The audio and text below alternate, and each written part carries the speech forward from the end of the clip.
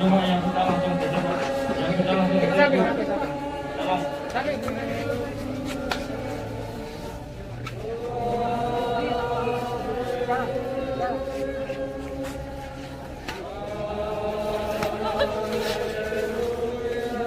Tolong bapak-bapak, ibu-ibu yang sudah langsung geser, Bu. Pak, lihat samping, lewat samping. Lihat samping.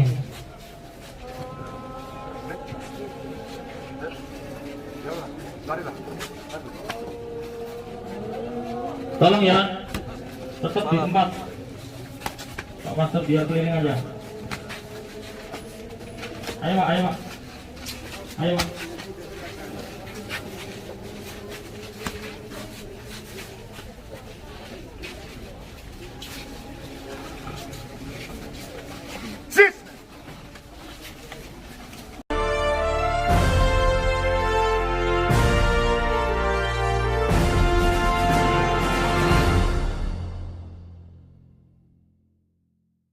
Tetapi Stefanus yang penuh dengan karunia dan kuasa mengadakan mujizat-mujizat dan tanda-tanda di antara orang banyak. Wow.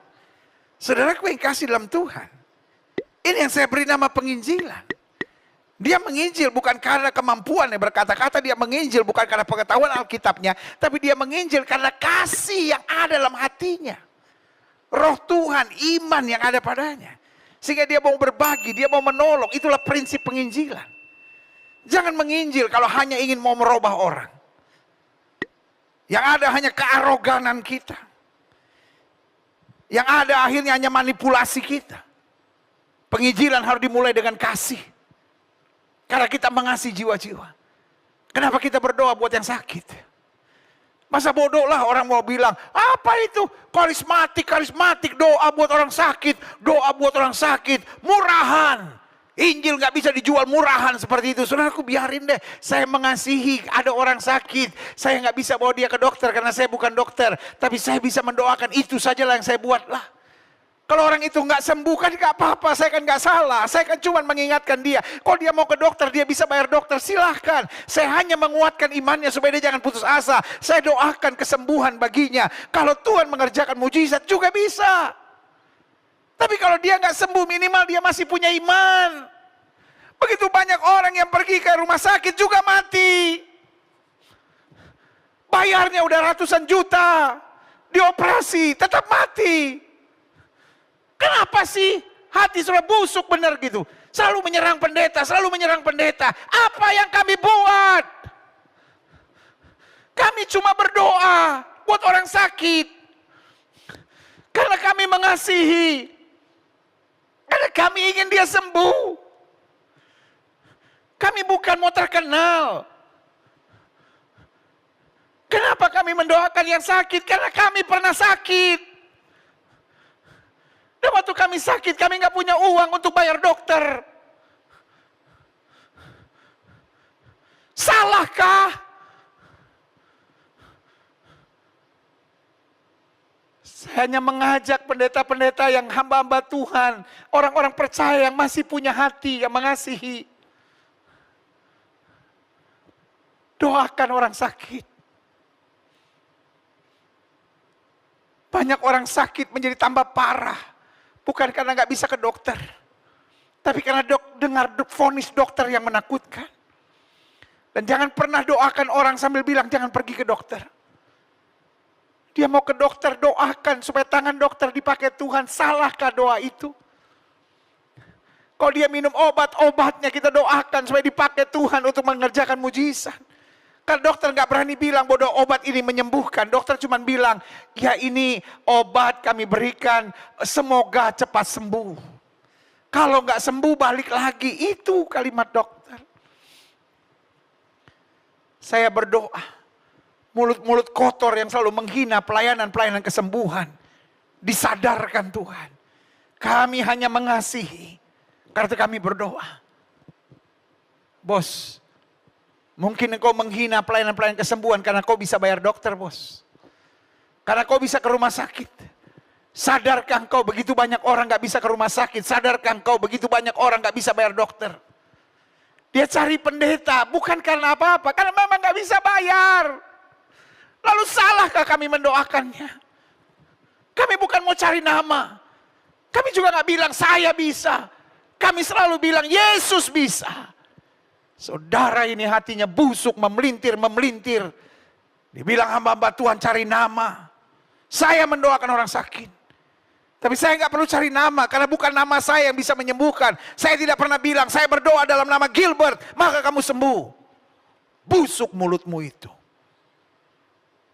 Sorry, kalau saya menegur, karena saya nggak tahan. Lihat saudara, membuat gaduh gereja Tuhan. Orang-orang yang sedang sakit akhirnya bingung, sebetulnya apa sih ini? Ada kesembuhan atau enggak, bingung sendiri. Salahkah kita berharap Tuhan menyembuhkan? Salahkah saya minum obat lalu saya berkata dalam nama Yesus sembuhkan saya? Salahkah saya duduk di meja operasi sambil berkata Tuhan Yesus sembuhkan? Salahkah saya kalau nggak bisa bayar dokter, nggak bisa dioperasi lalu saya bilang Tuhan, saya mau dioperasi tapi nggak ada duit. Saya berharap pada mujizat kesembuhan. Salahkah? Saya mau bilang buat kawan-kawan saya yang sedang sakit, abaikan mulut-mulut kotor itu. Abaikan mulut-mulut sampah itu. Percaya satu nama, Yesus Kristus Tuhan. Kau nggak usah percaya hamba-hamba Tuhan. Kau percaya Yesus Kristus Tuhan saja. Dia bisa pakai siapa saja. Dia juga bisa pakai doamu. Dan untuk itu Alkitab bilang oleh bilur-bilurnya kamu yang percaya sudah disembuhkan. Yes. Tanamkan dalam rohmu. Penginjilan itu dasarnya. Saya mengasihi. Karena Stefanus mengasihi. Ayat 8 bilang, dan Stefanus yang penuh dengan karunia dan kuasa.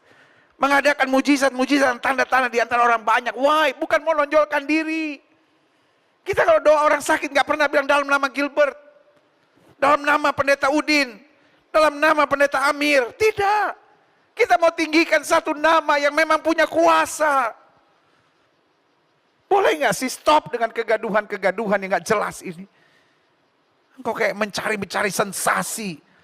Apa tujuanmu juga gak jelas, saudara-saudara. Selanjutnya saya lihat Alkitab ayat yang ke-9. Tapi tampillah beberapa orang dari jemaat Yahudi yang disebut jemaat orang Libertini. Anggota-anggota jemaat itu adalah orang-orang dari Kirene dan dari Alexandria. Bersama-sama dengan beberapa orang Yahudi dari Kilikia dan dari Asia. Orang-orang ini apa? Bersoal jawab dengan Stefanus. Apa yang dia soalkan jawab? Kembali ke ayat 8. Ayat ke-8 bilang apa? Dan Stefanus yang penuh dengan karunia dan kuasa mengadakan mujizat-mujizat dan tanda-tanda di antara orang banyak. Jadi sementara mujizat, sementara kesembuhan, sementara setan-setan dilepaskan, sementara kuasa Allah dinyatakan. Coba lihat apa yang terjadi ayat 9. Tampillah beberapa orang bukan dari preman, dari jemaat Yahudi. Yang disebut jemaat orang Libertini, anggota jemaat orang-orang Kirene, Alexander, berarti orang-orang yang mengenal Tuhan. Saudara gue kasih bisa gak saudara lihat sih? Setan yang sama, yang bekerja memakai jemaat-jemaat Yahudi, orang Libertini pada waktu itu, memakai kelompok-kelompok tertentu yang selalu menyerang ketika mujizat sedang terjadi. Pola kerja iblis selalu sama. Wake up church, wake up church, wake up church. Bangun gereja Tuhan. Iblis sedang menciptakan kekacauan-kekacauan. Sehingga orang yang sakit nggak punya pengharapan lagi karena kegaduhan yang ada. Akhirnya dia tawar hati. Orang-orang yang sedang butuh mujizat nggak berharap lagi pada Yesus. Karena takut. Ada kelompok-kelompok orang-orang yang kerasukan setan lalu kemudian menyerang dan berkata, hati-hati dengan hamba-hamba Tuhan yang berdoa untuk orang sakit. Hati-hati dengan hamba-hamba Tuhan, mereka cuma cari duit. Kita nggak cari duit. Habis kita doakan, kita juga gak ketemu mereka lagi. Kadang-kala kita cuma bilang di rumah masing-masing, letakkan tangan kananmu di bagian tubuh yang sakit. Saya gak pernah bilang, nanti kalau udah sembuh, kirim persembahan ke gereja. Enggak. Kalaupun mereka mau bawa persembahan, saya bilang kembalikan ke gereja kamu masing-masing. Terus salahnya apa? Tetapi saya ketemu ayat ini. Bahwa ternyata setan yang sama yang bekerja pada saat itu menyerang Stefanus, setan yang sama juga sedang menyerang hamba-hamba Tuhan yang sedang melayani dan fokus untuk meninggikan nama Yesus. Ayat 10. Tetapi lihat, mereka tidak sanggup melawan hikmatnya dan roh yang mendorong dia berbicara. Karena dasar dari Stefanus adalah kasih, ayat 11. Lalu mereka menghasut beberapa orang untuk mengatakan kami telah mendengar dia mengucapkan kata-kata hujat terhadap Musa dan Allah. Hello. Akhirnya yang ditebarkan apa? Hoax. Hamba-hamba Tuhan itu cuma cari duit. Hamba-hamba Tuhan itu meninggikan namanya sendiri. Sama persis kan? Hello? Boleh nggak saudara lihat? Saya nggak sedang address my sermon to someone. Tapi saya sedang address my sermon to everyone. Untuk membuka pikiran kita. Bahwa roh setan yang sama yang bekerja waktu itu. Untuk menciptakan kegaduhan dalam pelayanan dalam gereja. Ketika ada kuasa, ada mujizat, ada pelayanan-pelayanan yang menyembuhkan, ada pelayanan-pelayanan dahsyat. Roh setan yang sama sedang menyerang kelompok tertentu dan sedang berbicara di channel-channel YouTube tertentu hanya untuk menciptakan kekacauan, kegaduhan dan ketidaknyamanan. Dengan tuduhan-tuduhan sesat. Cari duit. Meninggikan diri sendiri. Ajaran yang tak berdasar. Sama persis. Ayat 12. Dengan cara demikian mereka mengadakan satu gerakan. Dengan khotbah di YouTube untuk menciptakan kegaduhan. Mereka menciptakan satu gerakan. Di antara orang banyak serta tua-tua dan ahli-ahli Taurat. Mereka menyergap Stefanus, menyeretnya dan membawanya ke hadapan mahkamah agama. Untung mahkamah agama sekarang udah nggak ada. Mereka aja yang merasa diri hakim. Yang merasa diri paling benar. Lalu nyerang semua orang. Saya hanya ingatkan. Gereja Tuhan. Kembali pada Injil yang murni. Injil yang percaya kuasa Roh Kudus. Injil yang percaya karunia-karunia roh. Injil yang percaya kuasa dan mujizat atas nama Tuhan Yesus Kristus. Selama yang kita panggil nama Tuhan Yesus Kristus. Setan tidak bisa ikut terlibat di sana.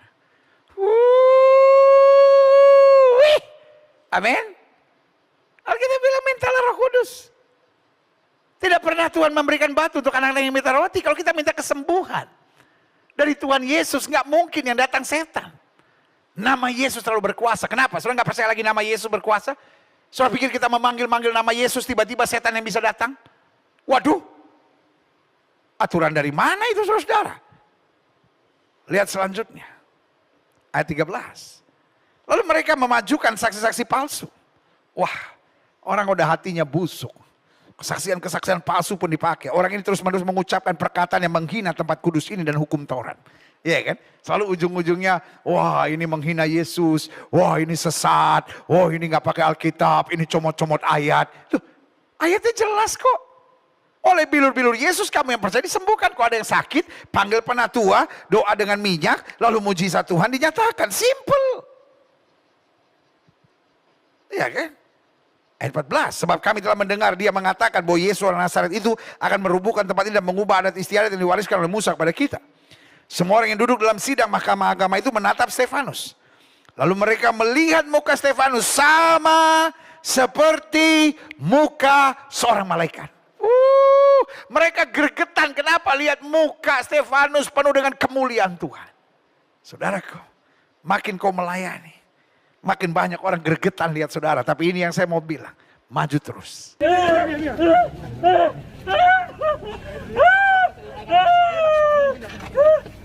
Mulai hari ini kau bangun. Dalam kesembuhan. Manusia baru. Set. In Jesus. Benar.